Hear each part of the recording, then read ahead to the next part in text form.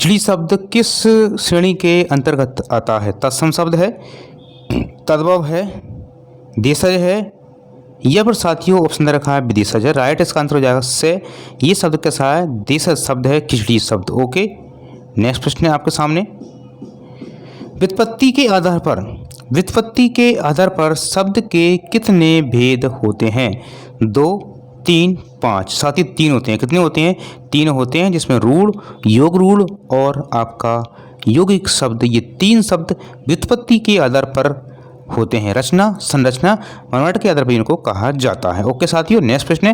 पंकज शब्द किस प्रकार का शब्द है?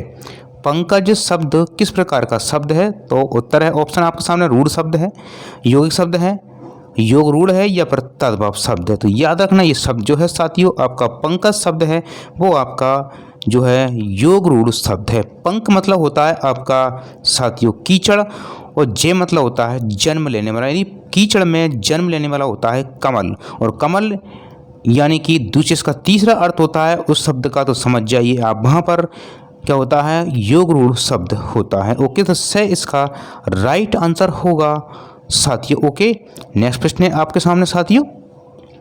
जिन वर्णों का उच्चारण बिना किसी अवरोध के होता है, जिन वर्णों का उच्चारण बिना किसी अवरोध के होता है, उन्हें कहते हैं व्यंजन, स्वर, वर्णमाला, या फिर योगवाय ध्वनि।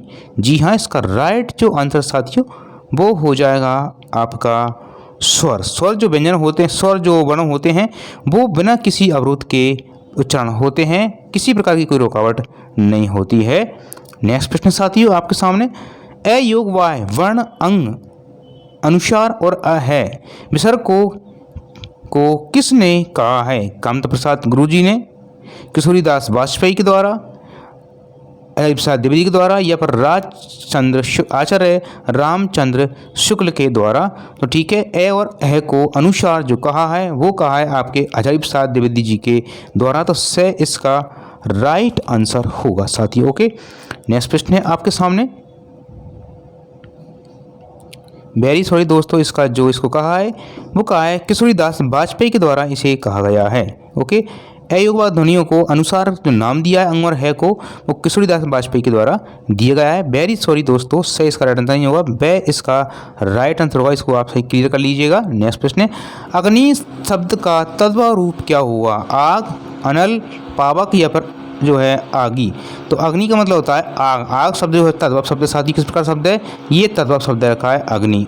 ठीक है, ओके, अग्नि का आग का जो आग शब्द है वो कैसे शब्द है साथियों? तद्भव शब्द है। नेक्स्ट प्रश्न है आपके सामने। लोटा शब्द व्याकरणिक दृष्टि से कैसा है? देशज है, विदेशज है, देशज है, यौगिक है, या फिर तत्सम है? तो ये कैसा शब्द साथियों? लोटा शब्द जो है वो आपका देशज शब्द है। वाच्य के कितने प्रकार होते हैं? तो वाच्य के मुख्य रूप से साथियों कितने प्रकार होते हैं? 3 प्रकार होते हैं, कर्तृवाच्य, कर्मवाच्य और भाववाच्य। नेक्स्ट प्रश्न साथियों आपके सामने। मुझसे अब चला नहीं जाता, इस वाक्य में कौन सा वाच्य है? कर्तृवाच्य है, कर्मवाच्य है, भाववाच्य है, या फिर संयुक्त वाच्य है? तो राइट आंसर हो जाएगा से आपका ये भाववाच्य साथियों। इस प्रकार वाक्य है भाववाच्य। यहाँ पर मुझसे अब चला नहीं जाता, जहाँ क्रिया साथियों एक वचन होती है, पुल्लिंग होती है हमेशा, और भाव पर आधारित होती है, तो वहाँ पर भाववाच्य होता है। नेक्स्ट प्रश्न है आपके सामने। अर्थ के आधार पर वाक्य के कितने भेद होते हैं? अर्थ के आधार पर वाक्य के जो भेद होते हैं साथियों वो कितने होते हैं? 3 होते हैं, 5 होते हैं। अर्थ के आधार पर बात की जा रही है, 8 होते हैं, या फिर 10 होते हैं। ठीक है, तो इसका राइट आंसर हो जाएगा साथियों आपका कितने होते हैं साथियों? 8 होते हैं। कितने होते हैं? 8 होते हैं। जबकि रचना के आधार पर वाक्य के जो भेद होते हैं वो 3 होते हैं साथियों। कितने होते हैं? 3। जबकि अर्थ के आधार पर 8 भेद होते हैं। ओके, नेक्स्ट प्रश्न है आपके सामने। रचना के आधार पर वाक्य भेद कौन सा इसमें से नहीं है? सरल वाक्य, मिश्रित वाक्य, या मिश्र वाक्य, संयुक्त वाक्य, या फिर विधानवाचक वाक्य? इसका राइट आंसर जाएगा दे साथियों, ये विधानवाचक वाक्य आपका ये अर्थ के आधार पर है, ना कि रचना के आधार पर। ओके, नेक्स्ट प्रश्न साथियों आपके सामने।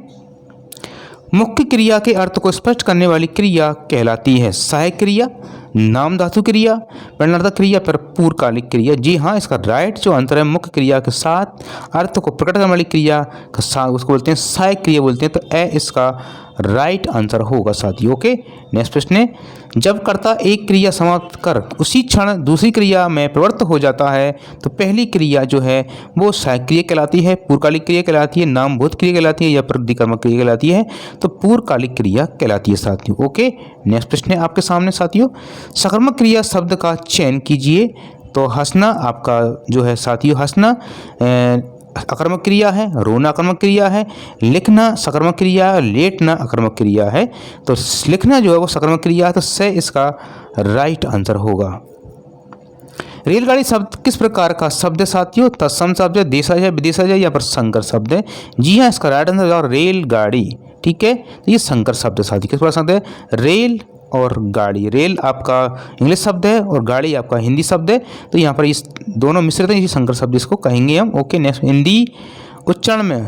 हिंदी में उच्चारण के आधार पर कुल कितने वर्ण हैं? हिंदी में उच्चारण के आधार पर कुल कितने वर्ण हैं? बहुत अच्छा प्रश्न है। 44, 45, 52 या पर साथियों 48। इसका राइट आंसर हो जाएगा साथियों 45। कितने? 45। ओके, नेक्स्ट प्रश्न है आपके सामने, प्लुत स्वर की पहचान कीजिए। ए, आ, ओम। जी हाँ, से इसका राइट आंसर हो जाएगा ओम। नेक्स्ट प्रश्न साथियों, अस्पताल शब्द किस भाषा का शब्द है? तो अस्पताल शब्द जो है वो अंग्रेजी भाषा का शब्द है साथियों। ओके, नेक्स्ट प्रश्न है आपके सामने, वाच्य किसका रूपांतरण है? संज्ञा का, विशेषण का, क्रिया का या पर सर्वनाम का? तो बहुत ही अच्छा प्रश्न है ये साथियों आया है। इसका राइट आंसर हो जाएगा क्रिया का। ये क्या है? एक रूपांतर रूप है। ओके, क्रिया के प्रकार के आधार पर साथियों। ओके, नेक्स्ट प्रश्न है आपके सामने, वह बाजार गया और फल लाया। यह वाक्य कैसा वाक्य है? सरल वाक्य है, मिश्र वाक्य है, संयुक्त वाक्य है, पर संकेतवाचक वाक्य। वह बाजार गया और फल लाया। ठीक है, ये आपका संयुक्त वाक्य साथी कैसा है?